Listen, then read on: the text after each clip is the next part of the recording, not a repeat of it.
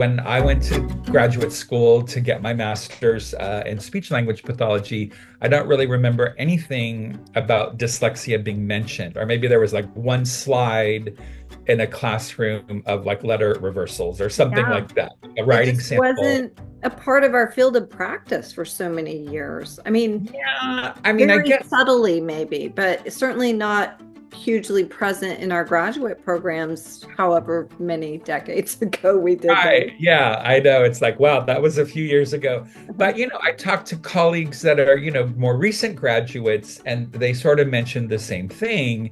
And then, also, I think if you work in schools or a private practice or clinic or pediatric clinic, maybe situations come up where you start working with students with some type of identified, developmental language disorder, but might start assisting, with reading or with writing or making that connection, from the different types of literacies that we think of, right? Oral literacy, early literacy, and then reading and writing.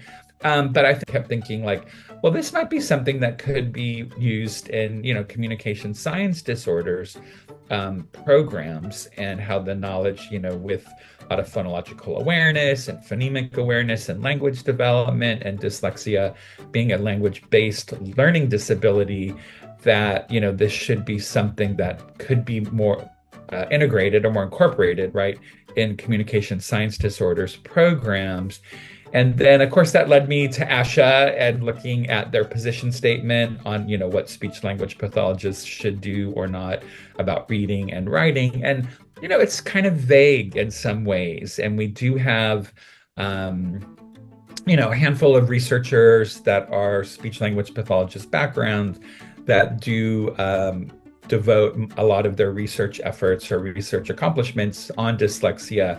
But what happened with that, also just being a little more sensitized to it, I just did a real broad journal search, publications, ASHA publications, and a search with dyslexia. And it's pretty interesting how it's really spiked over the last 20 years from Mhm. kind of like single digit publications.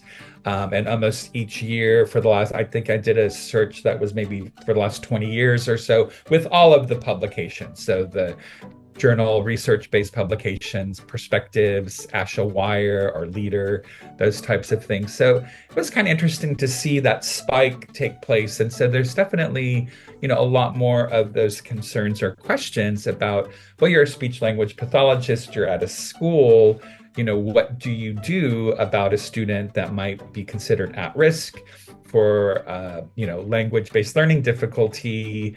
But what if there's more or other, traits or characteristics that might be more leaning towards something to do with reading or difficulties with writing?